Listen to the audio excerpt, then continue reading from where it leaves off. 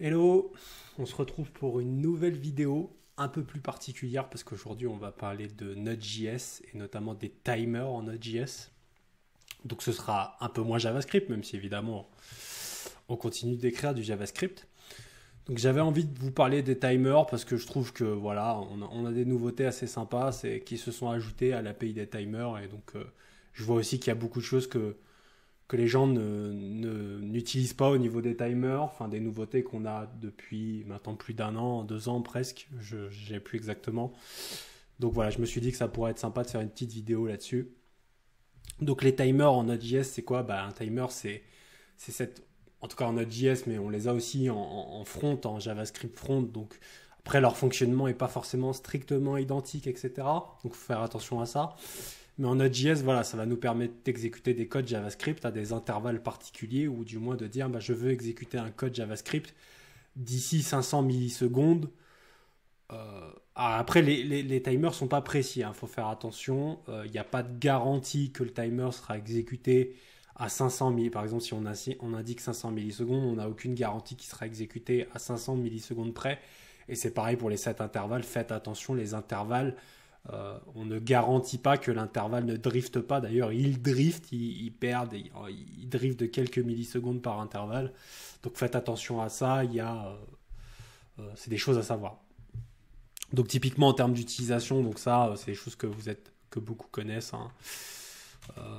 Par exemple là, je vais faire console log hello. Hop. Après, voilà, et on produit 500 millisecondes. Voilà, donc on exécute un callback après 500 millisecondes. Donc ça, c'est classique, vous connaissez. Donc ce qu'il y a à retenir notamment là-dedans, c'est que quand un timer s'exécute, l'event loop reste en vie. Donc là, le temps de l'exécution du timer, que le timer est en vie, l'event loop va rester en vie. On verra que c'est pas tout le temps le cas et on verra un peu une méthode qui s'appelle unref et idem qui est importante à connaître au niveau des timers.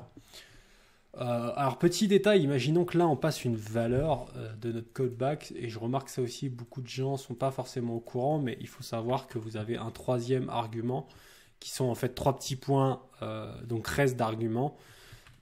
Donc là, typiquement, je peux mettre hello world, hop, et ce sera donc la valeur qui sera passée à mon callback. Donc là, si je exécute, boum, on a bien hello world. Donc cet intervalle, c'est la même chose, hein, c'est cet intervalle, bam. Hop, console log, 1 seconde. Donc là, par exemple, si on veut l'exécuter toutes les secondes, voilà, donc ça, c'est des millis, hein, donc 1000 millisecondes, 1 seconde. Hop. On exécute notre code et toutes les secondes, donc on aura un message. Encore une fois, ce timer drift, on n'est pas exactement à 1 seconde près. Et pour ça, de toute façon, si on voudrait le voir, il suffirait de faire un new date de toString. Hop, hop. On verrait qu'on a notre timer qui drift. Alors là, évidemment, dans ce format-là, on est bien rangé, on n'a pas les millis. Mais en tout cas, ça driftera. Si on affiche les millis, on verra que les millis sont jamais les mêmes. Ils driftent de quelques millis à chaque fois. Alors voilà, donc là on a vu, somme toute, la base. On passera sur le set immediate un petit peu après. Mais on a vu à peu près la base que beaucoup de développeurs utilisent aujourd'hui. Alors ce qu'il y a à savoir au niveau de ces timers, c'est qu'ils existent aussi en version promise. Alors là, je suis en mode ESM, donc je peux me permettre de faire import from timer promise. Et donc on a la même chose mais en mode promise. Et ce qui est super intéressant, voilà, bam, set timed out.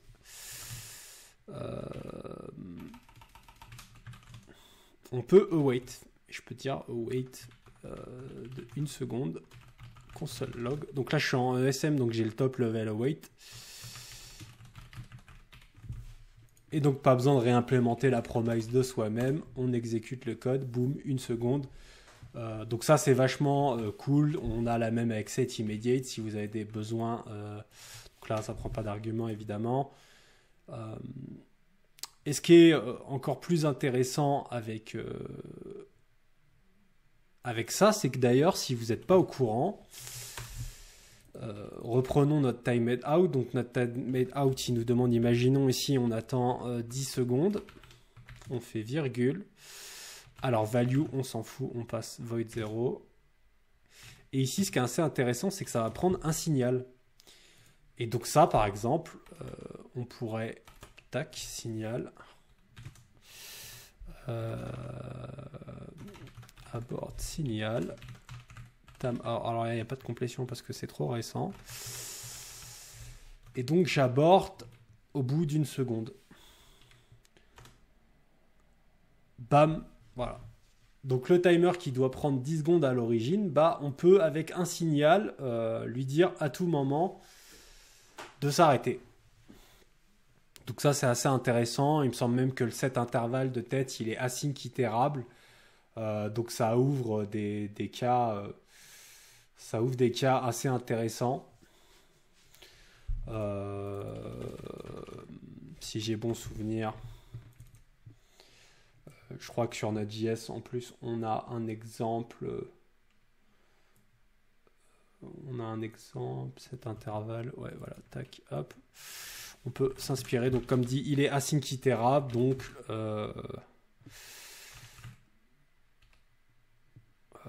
on peut le start time off cet intervalle. Hop. Donc là, on précise l'intervalle. Imaginons une seconde. Hop. Et effectivement, ici, on peut passer une valeur. Et dans leur exemple, ils passent date now, mais on s'en fout un petit peu. Ici, hop.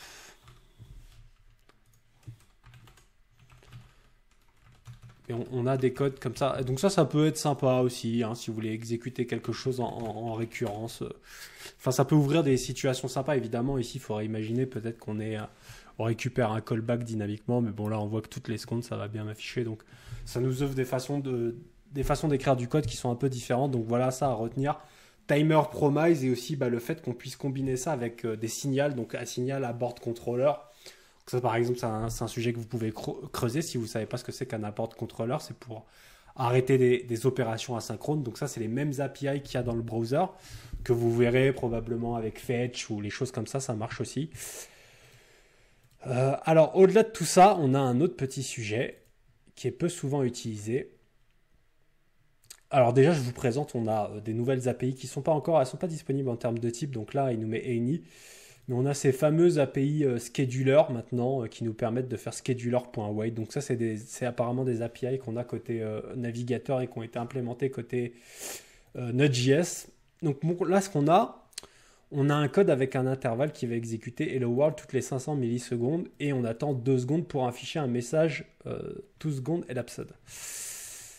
Le problème de ce code-là, c'est que si on l'exécute, on va avoir Hello World, Hello World. Voilà, on va bien avoir notre message des 2 secondes qui ont été écoulées. Mais par contre, le code, il va continuer à s'exécuter. Parce que ce qui se passe, c'est que le timer du set intervalle va garder l'event loop en vous, puisque toutes les 500 millisecondes, il doit exécuter un callback qui affichera Hello World. Mais peut-être que quand vous codez un code ou une librairie, et ça peut vous arriver si vous utilisez des timers, vous n'avez pas envie que vos timers, ils empêchent l'event loop de s'arrêter. Et dans ce cas-là, dans le timer que vous récupérez, donc par exemple, on peut l'écrire comme ça, on aurait pu l'écrire à la suite, mais on va le faire ça pour faire un peu plus propre. Vous pouvez faire unref. Je déréférence le timer, et ce qui fait que l'event loop ne se préoccupera plus de ce timer-là. Et donc là, si je réexécute mon code, hello world, hello world, hello world, bam, les 2 secondes ont été écoulées, plus rien ne retient l'event loop de s'arrêter, elle s'arrête. Donc là, super intéressant à retenir, unref, surtout selon les types de code que vous codez. Peut-être pas en mode HTTP, mais si vous construisez des libs et que vous avez affaire à des timers, faites surtout attention à ça parce que vous pouvez empêcher une event loop de s'arrêter et du coup, un code qui devrait s'arrêter s'arrêtera pas parce que votre timer continuera à s'exécuter en fait. Donc, être assez vigilant là-dessus. Évidemment, les timers, vous avez vu tout à l'heure, ils ont d'autres méthodes. Donc, on vous a un ref qui permet de le re-référencer. Mais vous avez aussi refresh que j'ai pas spécialement eu l'occasion d'utiliser encore, mais qui refresh tout simplement le timer, qui le remet à 0. Donc ça peut être utile aussi selon vos cas d'usage. Plutôt que redéclarer tout un nouveau timer, vous pouvez carrément le refresh. Donc ça, c'est aussi intéressant. Donc voilà, ici d'ailleurs, le scheduler.wait, l'équivalent, c'est de faire un set time out de 2000 millisecondes, évidemment. Alors, en termes de timer, une chose, je pense que les gens ne maîtrisent pas trop, ça va être ce qui est de l'ordre de l'immediate. Alors l'immediate, si on prend un petit exemple de base, set immediate, hop, console log hello. Alors immediate, il ne faut pas le confondre avec process next tick. Immediate, en réalité, aujourd'hui, qu'est-ce que ça veut dire? Ça veut dire exécute ce code à la prochaine itération de l'event loop. Et dans Node.js, c'est assez important. Vous avez beaucoup de situations où vous voulez la garantie que votre code s'exécutera à la prochaine itération, parce que peut-être que vous avez des events qui vont être déclenchés dans l'itération courante ou des choses comme ça. Et donc, vous voulez absolument qu'un code précis s'exécute dans l'itération suivante pour garantir d'avoir reçu un événement. Que par exemple, si vous avez demandé à une API de se close, être dans la certitude que cette API a été close puisqu'elle sera clôturée au sein de l'itération de l'event loop. Et donc, à la prochaine itération, vous avez la garantie qu'elle a été clos. Et donc, plus vous travaillez en asynchrone et sur des API comme ça, et notamment avec les notions de close, etc., plus vous allez avoir, enfin en tout cas voir apparaître ce besoin d'utiliser des set immediate et éventuellement des process next tick dans des cas vraiment particuliers. Mais là, il faut commencer à être fort et bien comprendre quand même ce que vous faites. Mais ça peut être utile, même notamment pour passer avant une promise, la résolution d'une promise, ça peut être utile. Mais voilà, donc exécuter à la prochaine itération de la loop. Un exemple que j'ai créé ici. Alors ici, il y a un petit trick parce qu'il faut conserver l'event loop en vie. Ici, on a une classe qui étend d'un event émetteur et dans le constructeur, on souhaite émettre un événement initialized. Le problème, c'est que cet event, on ne va pas pouvoir l'exploiter parce qu'au moment où on crée notre classe, notre event, il est déclenché. Donc mince, comment on fait? Comment moi je peux avoir mon fonctionnement en tout cas avoir quelque chose qui fonctionne dans cet ordre-là. Et d'ailleurs, dans les event emitters, là, l'exemple que je vous prends est un peu bidon. Mais en fait, ce cas-là, vous l'avez à plusieurs moments où vous voulez garantir qu'à la fin d'une opération asynchrone, l'événement soit déclenché à la prochaine itération de l'event loop et pas dans l'itération currente parce que sinon, vous empêchez votre code d'ajouter des listeners ou en tout cas, votre code va louper des listeners. Donc, vous avez des situations où c'est très utile. Et donc, ici, plutôt qu'émettre directement, on va, créer un set immédiat. Donc là, on peut l'écrire comme ça, carrément, boum, hop. On va lui dire, tu construis la classe, et à la prochaine itération, tu envoies l'événement initialized. Et donc là, le code va fonctionner, hop, à la différence que, évidemment, j'ai dû tweaker avec le petit intervalle. Donc là, le code s'arrêtera jamais, évidemment, parce que l'intervalle ici me sert à garder l'event loop en vie, parce que si je ne l'utilise pas, elle va s'arrêter toute seule. Donc d'ailleurs, ça, c'est un exemple. C'est un exemple de faire attention. Regardez, j'exécute mon code, il n'y a rien qui tient en vie. Boum. Donc là, ça marche quand même parce que j'envoie mon événement en immediate. Mais si je ne le fais pas, qu'est-ce qui se passe? Hop, immediate, boum, le code s'arrête, il ne s'est rien passé. Silencieux. Pourquoi? Parce que quand le code est arrivé ici, en fait, tout ça ne tient pas l'event loop en vie. Et donc, l'event loop s'arrête. Sans aucun message, évidemment, puisqu'on n'a pas de log, on n'a rien. Et donc, ça nous produit ce comportement où on quitte l'event loop parce qu'elle arrête d'être en vie, donc elle s'arrête. Mais il n'y a pas de message, il n'y a rien. Donc, vous voyez, donc ça, c'est des choses qu'il faut bien maîtriser. Parce que sinon, vous vous dites, je ne comprends pas, il ne se passe rien, pourquoi ça ne me donne rien, etc. Et donc ça, c'est typiquement, l'event loop s'est arrêté, elle n'est pas restée en vie. Alors que si on l'avait conservé en vie, hop, et qu'on réexécute, l'événement est raté. Donc boum, au bout d'un moment, on va retomber dans notre abort signal timeout de 2 secondes. Et voilà, il va nous dire, l'opération a été abordée, a été arrêtée. Donc voilà, set immediate. Un autre cas où c'est utile, typiquement, imaginez vous avez un serveur HTTP, vous recevez un webhook. Alors là, j'exploite pas le data ni rien, évidemment. Dans un vrai webhook, il faudrait récupérer la donnée. Mais probablement que dans un système de webhook, l'API distante veut une réponse très rapidement. Donc si le traitement qui va faire le travail de gérer le webhook prend 3 secondes, ça ne va pas marcher. Et donc la plupart, ce qu'ils vont faire, c'est exécuter le code directement. Ça va être do the work. Mais le problème de ça, c'est que do the work, la fonction async, une promise, c'est Jaeger. Donc ça veut dire qu'elle s'exécute de manière synchrone. Et ça, c'est quelque chose que les gens ne savent pas aussi. C'est-à-dire que là, si je fais un console log A, ce qui va se passer, c'est que le console log, il sera affiché avant que mon reply soit envoyé. Et ça, on veut surtout pas. On veut surtout pas exécuter des opérations synchrones avant d'avoir répondu immédiatement à la requête HTTP. Donc là, ça peut paraître un cas un peu bidon, mais on s'assure de dire à la prochaine itération de l'event loop, occupe-toi d'aller initialiser le travail qu'on doit faire par rapport à cette demande. Mais pour le moment, réponds instantanément à ce HTTP de manière synchrone avec un code 204. Donc vous voyez, ça c'est des choses assez importantes. On peut avoir des cas aussi dans des codes, dans Microsoft, on a des cas par exemple, on close Redis et on attend, on écoute un événement pour la clôture. C'est pareil, la clôture de Redis, on va la faire dans un set immediate pour être sûr que l'événement de clôture, on ne le ratera pas parce que s'il est synchrone, il faut toujours garantir que l'ordre d'exécution soit valide et qu'on soit safe. Donc voilà, dans plein de cas, le set immediate va pouvoir nous servir à gérer ces situations-là. Alors ça demande un peu d'expérience, c'est vrai qu'au début on a tendance, si vous êtes junior, vous allez faire les erreurs d'exécuter les choses comme ça, etc.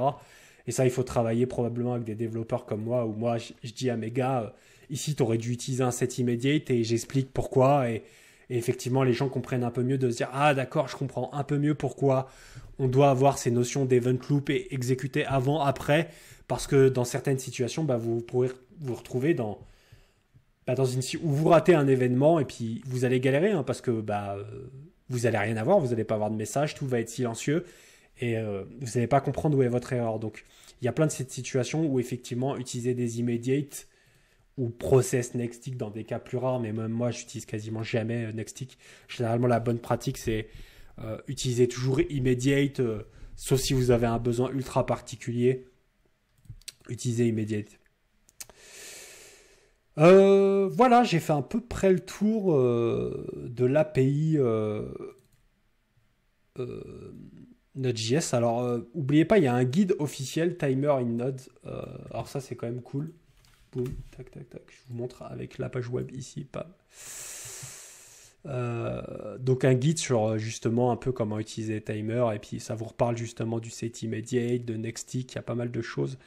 Il y a un autre guide si vous voulez continuer à comprendre un peu mieux ce que je vous expliquais un petit peu tout à l'heure sur les sets immediate, etc. Mais ça rentre un peu plus dans le technique. Donc là, et ça rentre dans l'event loop aussi un petit peu. Mais c'est super intéressant si vous voulez vous y intéresser. Enfin, vraiment, je vous recommande d'aller les lire si vous voulez devenir meilleur avec les timers. C'est vachement utile. Et dans le cadre des timers, pensez à aller voir la doc officielle, évidemment. C'est toujours vachement cool. Vous montrer, voilà, par exemple, moi j'ai découvert ces deux-là très récemment, qui ont été implémentés, vous voyez, très récemment. Donc on a .wait et .yield qui est l'équivalent d'un set immediate en réalité. Mais donc très intéressant, ça dérive donc de la scheduling API du navigateur apparemment. Donc ça c'est quelque chose aussi que je connaissais pas. Donc voilà, je vous invite à aller fouiller tout ça de vous-même et à aller creuser. Voilà, c'est tout pour cette vidéo.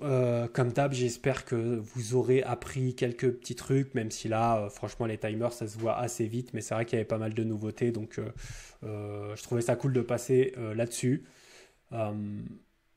Voilà, dites-moi si ça vous plaît aussi d'avoir des vidéos sur Node.js comme ça, sur des API, je pourrais faire ça plus souvent.